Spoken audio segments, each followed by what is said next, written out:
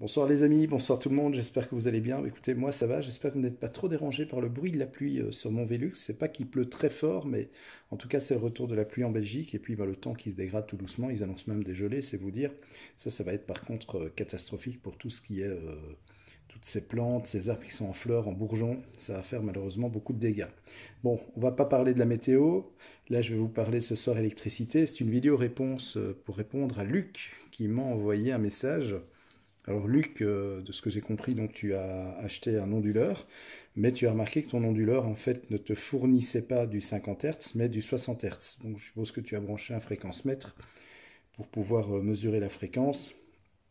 C'est pas normal bien entendu, puisque ici en Europe on est à 50 Hz, que ce soit en France, en Belgique, en Italie, en Suisse, au Portugal, c'est 50 Hz partout.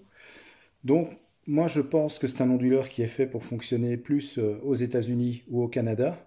Ou en tout cas, je pense qu'il y a d'autres pays aussi, je ne peux pas te les énumérer comme ça de mémoire, mais bon, il y a d'autres pays aussi qui utilisent du 240 volts ou 230 volts 60 Hz.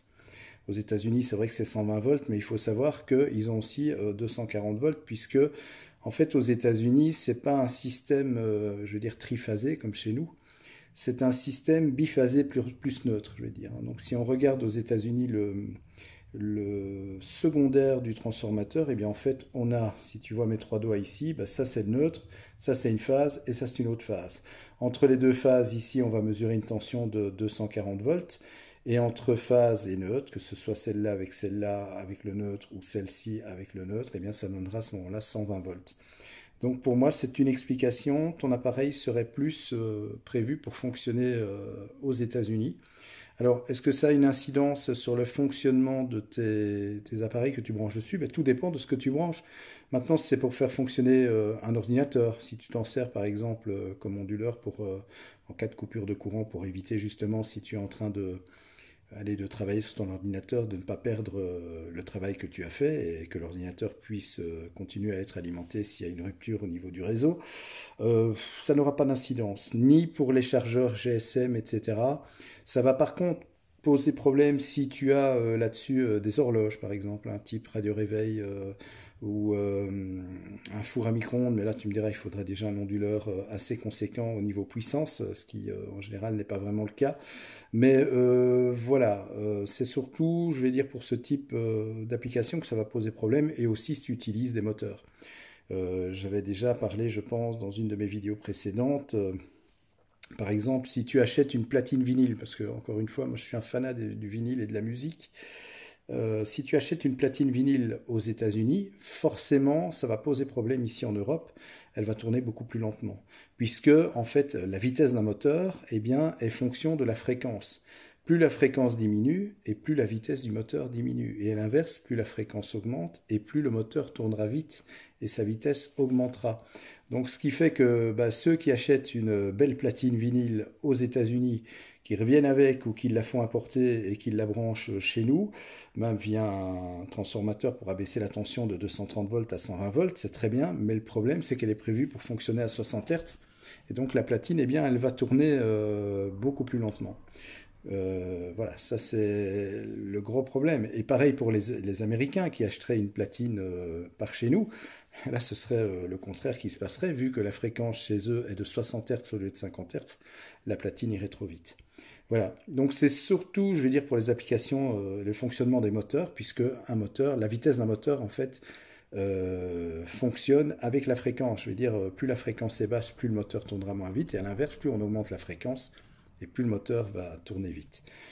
Voilà, mais sinon, pour appareils tels qu'ordinateurs, etc., pas de danger, ça ne posera pas de problème. Ce qui est important, c'est d'avoir la bonne tension. Mais si tu me dis que tu as du 230 volts, normalement, ça ne pose pas de problème.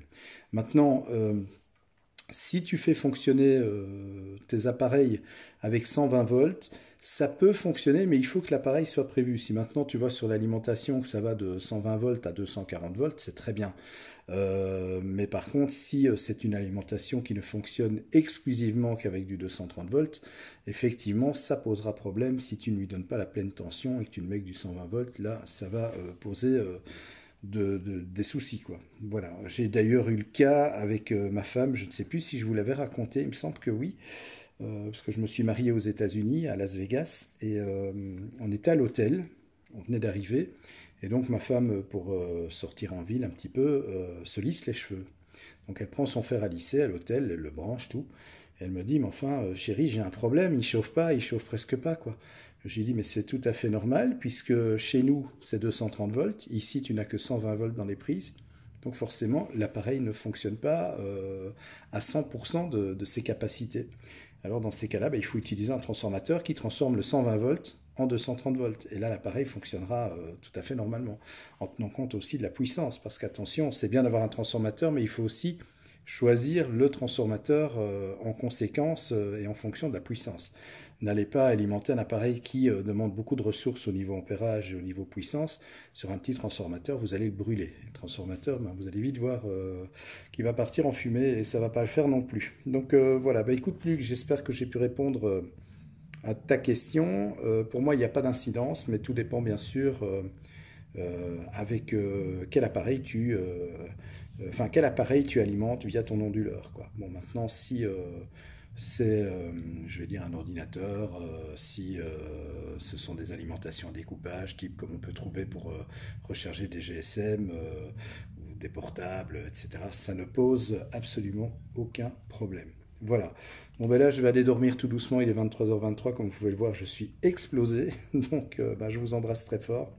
Et puis, d'ores et déjà, merci pour vos abonnements. Merci d'être de plus en plus nombreux sur cette chaîne. Et je vous dis à très bientôt pour une nouvelle vidéo en électricité. Ciao.